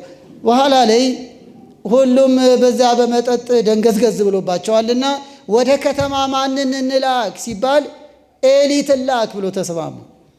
ማን ትላክ? ኤሊ። ሁለቱም ደንገዝገዝ ብሎባቸው ሰክረዋል። ስንት ፈጣን እንስሳ እያለ እነ ተኩላ እነ ቀበሮ እነ ምን እያሉ ኤሊን ያስባሉ። ኤሊ ትላክ አለ። የሰከረ ሰው አይምሮን የሳተ ሰው ያላስተዋለ ሰው የሚናገረውን አያውቅም። እናም እኒህ እንስሳት ኤሊ ላኩ። በእነሱ ቤት ልከዋታል። በቃ ሄዳለች። ተጨማሪ ልታመጣ እኮ ነው ገዝታ ልታመጣ ቢጠብቁ ምንም የለም። አሁን ሞቅታው ለቀቃቸው። ሲያስቡት ማንን የላኳት? ደግሞ ዝሆን ራሱ አጉረመረማሉ። ዝሆን ኤሊን ነው እንዴ የላክ ነው አለ። እሱ ራሱ ከሷ ብዙ አይሻልም ማለት እኔን የምታሙኝ እኮ ከኔ አትሻሉም፣ ይቅርታ አድርጉልኝና ገሰጽኳችሁ እንዴ? ምንም ማድረግ አይቻልም። በእውነት ከእኔ የተሻለ ሰው ይመክረኛል እንጂ ይጸልይልኛል እንጂ አያማኝም ነበር። ይሄ እኔን ብዬ ወክዬ ስናገር ሳይሆን አንዳንዴ ከሱም አልሻሉኝ እኮ ነው። አቤት ቀዳሹ፣ አቤት እንዲህ ምናምን፣ አቤት አባገለ እኔ እኮ አንደና እኮ ተከበ በመከራ መዘልቅ ነኝ። ራሳችንን ቆልለን ጠጋቸው አንደርስም። እንዲሁም አንዳንዴ እንደነሱ ያድርገን ብለን መጸለይ ሲገባ እና አሁን ዝሆን ነኝ ያመጣብኝ፣ ይቅርታ ዝሆንን አንስቼ ነው የመጣብኝ። ዝሆን ራሱ አጉረመረመ። ኤሊን ለምን ላክን እንዴት ላክን ይባባላሉ። አሁን ለቀቃቸው። አሁን ሚንኮሻኮሽ ነገር ሰሙ። እስቲ ዝም በሉ መጣች መሰለኝ፣ መጣች ኤሊ ጎሽ ስናማት መጣች ብላሉ ነስ። በኋላ ኤሊ ሆየ አፏን ወጣ አድርጋ ሲያጉረመርሙ ሰምታ የለ ምን አለች መሰላቸው? እንዲያውም እንዲህ ካላችሁኝ አልሄድም አለች። ጭራሽ እነሱ የሚጠብቁት ምንድን ነው? መመለስን ነው። አጅሪት ለካ ገና አልሄደችም። ይጾማል፣ ይቀደሳል፣ ምን ይባላል። ድንጋያችን ግን እላያችን ላይ ነው። እግዚአብሔር ይፍታ አልተባለ፣ በደል አልተናዘዝንም። የቆመ የሚመስለው ቢሆን እንዳይወድቅ ይጠንቀቅ። አቤት ከለር ያለው ህልም ስናይ ምን ያዙ ይልቀቁኝ ነው መቼም። በቃ የራሳችን ኃጢአት ግን አይታየንም። ብቃት ማለት በደልም ማወቅ ነው። ብቃት ማለት የራስን ኃጢአት ማወቅ ነው። እና አቡነ ገሌ እንዲሆኑ አቤት ሼር ላይክ ምን ቲክቶክ መንደሩ ሊሟሟቃል አሉ። አቤት ቄስ ፋሲል ንስሐ ገባ ቢባል ግን አንድ ሰው ላይክ አያደርገውም። ውርደታችንን እንጂ ጽድቃችንን አይደለም ዓለም የሚፈልገው።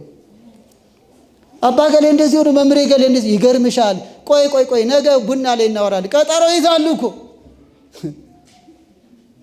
በእውነት በቃ አጠፉት፣ ዘጉት።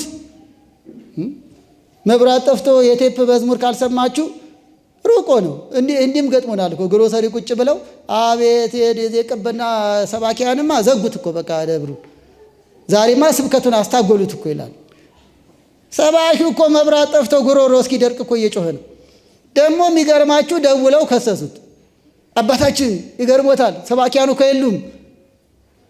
ቆይ ነጥብ ይዛለሁ። እሳቸው ግን እንደሱ ሞኝ አይደሉም። በንጋታው ምንድን ነው ትላንት የሆነው? ጉባኤው ተሰርዞ ነበር። ኧረ ነበረ። ኧረ መምሬ ገሌ ሲያመሽ ነው ያመኝ። ከዛ ለዛ ሰው እየደውሎ ለመሆኑ ነበርኩ ወይ? እዛ አካባቢ ነበርኩ። የት ነበርክ? እከሌ ግሮሰሪ። አረቄ እየጠጣ ነው እኛ የሚቆጣጠረው። ከፈለገ ጠበል እየጠጣ ይቆጣጠረን። በየጠጅ ቤቱ ነው እንደ እኛም ጠጅና እንደው አረቄ መጠጫው ነው እንዴ? እግዚአብሔር ልቦና ይስጥልን። እናንተ ብትገስጹን ግን ይገባናል። እየተረዳችሁ ቀጥታ የመጣ ሰው እንዲህ ለምን አደረጋችሁ እንዲህ ለምን አልሆነም ብትሉ ተገቢ ነው። እርግጠኛ ነኝ ታላቅ አባትም ይዛችኋል። አባታችን እድሜና ጤና ይስጥልን። እንዲህ ያሉ አባቶች ስለምንኮራባቸው ለምንድን ነው እንዲህ ደብር እንዲህ ማይደረገው ብትሉ ተገቢ ነው። አረቄ እየጠጡ ጠጅ ቤቱ ነው አስታጎሉት። ቅዳሴውን ይላል ተቀድሷል እኮ ሲቀደስ እኮ የለም፣ ሲቀደስ የለም፣ ሲሰበክ የለም። ካህናቱ ሲደክሙ ሲወጡ ሲወርዱ እኮ የለም። ዳር ሆኖ ግን አቤት ምን እንደቡ የሆተ ብርሃን። እዚህ ደብርማ በቃ እኮ ምን ስራ አለ? ከዚህ በላይ ስራ አለ እንዴ? ከእናንተ ደብር በላይ የሚሰራበት ቦታ አለ እንዴ? ሞዴልና አብነት የሆነ ደብር እኮ ነው። አባታችን ሰበካ ጉባኤውን ማህበረ ካህናቱን ድንግል ማርያም ተጠብቅልን እና ወገኖችን ባለማወቅ ነው። ልቦና ይስጥልን። ይህን ሁሉ ያነሳ ነው ኃጢአትን በመናዘዝ ነው። ይሄ ካልሆነ እንደ ኤሊዋ ከነሸክማችን እኮ ነን። ሌላው ቀኖና መቀበል ነው። ንስሐ አባት ሚያሳልን ኃጢአትን አስታውሱ። በመናዘዝ ላይ ግን የምታስታውሱት ነገር አለ። አንዳንዶቹ ይመጡና ረሳ ነው ይላሉ። ግን ኃጢአት ይረሳል እንዴ? የጫማ ቁርቋሬ እንኳን ቤት እስኪ ደርሶ ያንገበግባል። የነፍስ ቁርቋሬ እንዴት ነው እንዴ? ማመንዘር ይረሳል። ሐሜቱ፣ ክፋቱ፣ ስርቆቱ ይረሳል። አንዳንዴ ግን ምን አለ ጸላዔ ሰናይ አውቆ ያስረሳል። ካህኑ ጸሎት ያደርጉላቸዋል። እናንተም ንስሐ ልትገቡ ስትመጡ ጸልያችሁ ነው። ሁለትም ሶስትም በሆናችሁበት መካከላችሁ ይገኛሉ ብሎ የለ ካህኑና ተነሳዩ በሚገኙበት መንፈስ ቅዱስ ይገኛል ሲል ነው ምስጢሩ። አንዱ በብዙም ይተረጎማል። እናም አሁንም መንፈስ ቅዱስ ይርዳኝ ሰይጣን አውቆ ይሸምቀዋል፣ ይደብቀዋል። እንደው ለዚህ ጽፎ መምጣትም ይቻላል እኮ በግላችሁ ከዛ እዚያው መቅደር ነው። ማስታወሻ ይዞ በዚህ ጊዜ እኮ እንዲበድያለሁ ሊረሳ አይገባውም፣ እንዲህ እኮ ስህተት ሰርቻለሁ እንደው የሚጠፋብን ከሆነ ከዛ በካህኑ ፊት ትክክለኛውን ኑዛዜ መናዘዝ ተገቢ ነው። ሌላው ቀኖና ነው። ቀኖና እንግዲህ መለኪያ መወሰኛ ትእዛዝ ማለት ነው። ቀኖና መቀጣጫ አይደለም። ቀኖና ማካካሻ አይደለም። እግዚአብሔር በምሕረቱ ነው የሚምረን። በእኛ ውጣ ውረድና በእኛ ስግደት ብዛት አይደለም።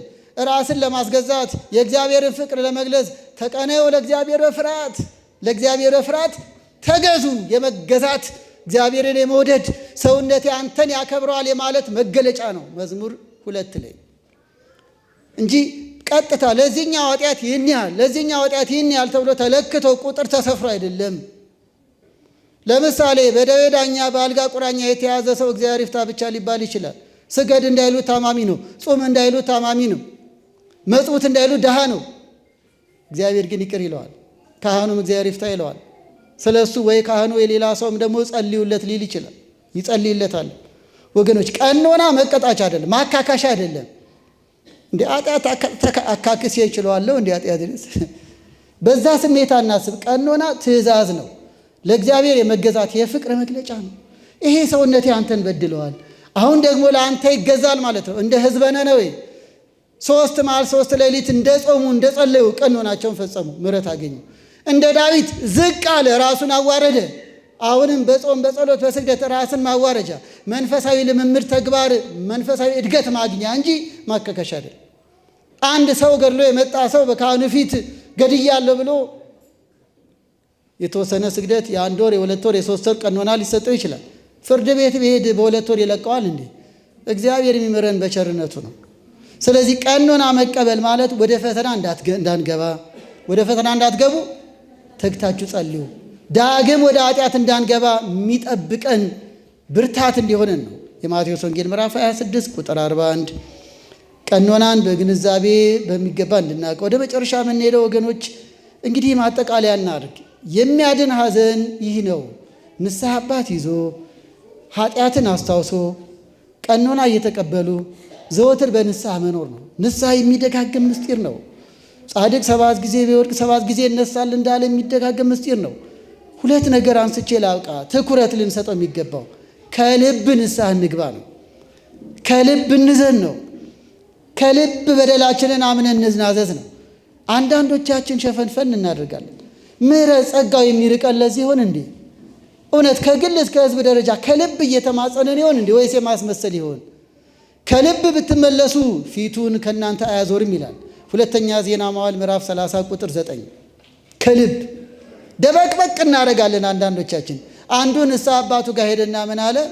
አባቴ ገመድ ሰርቄያለሁ አላቸው። ምን ሰርቄያለሁ? እየሰማችሁ ነው? ገመድ ሰርቄያለሁ። ገመድ ነው በቃ ገመድ ብቻ።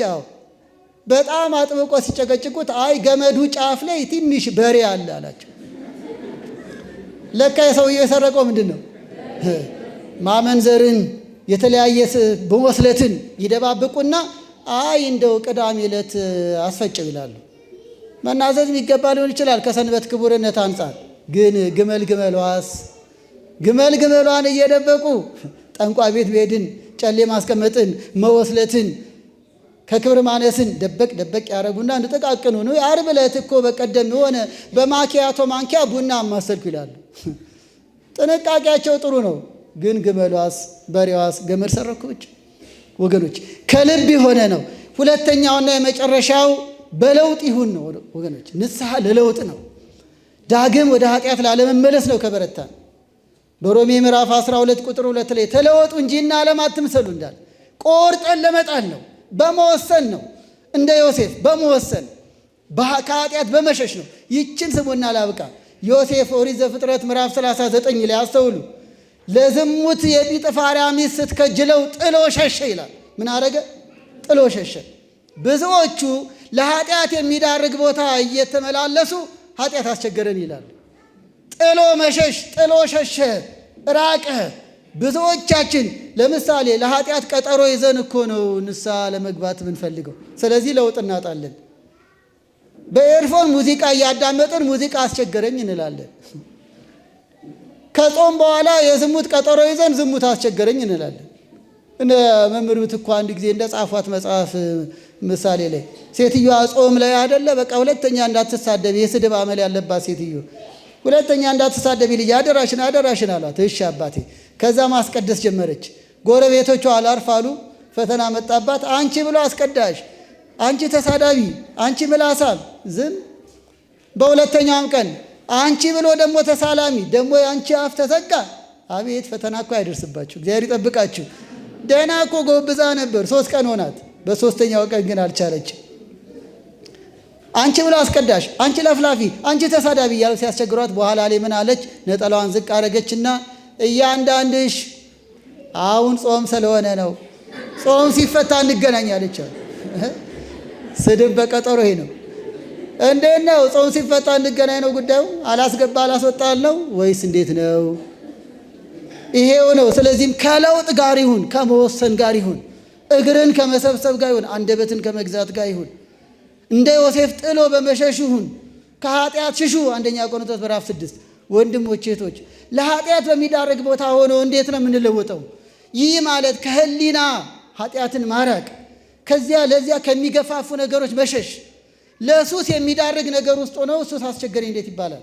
ከቀለቡ ላይ መነሳት ነው። ተረት አበዛው ግን በተረት ነው የምቋጨው። ሰውየው ሁልጊዜ በሬ አሳደደኝ እያለ ህልም ያያል።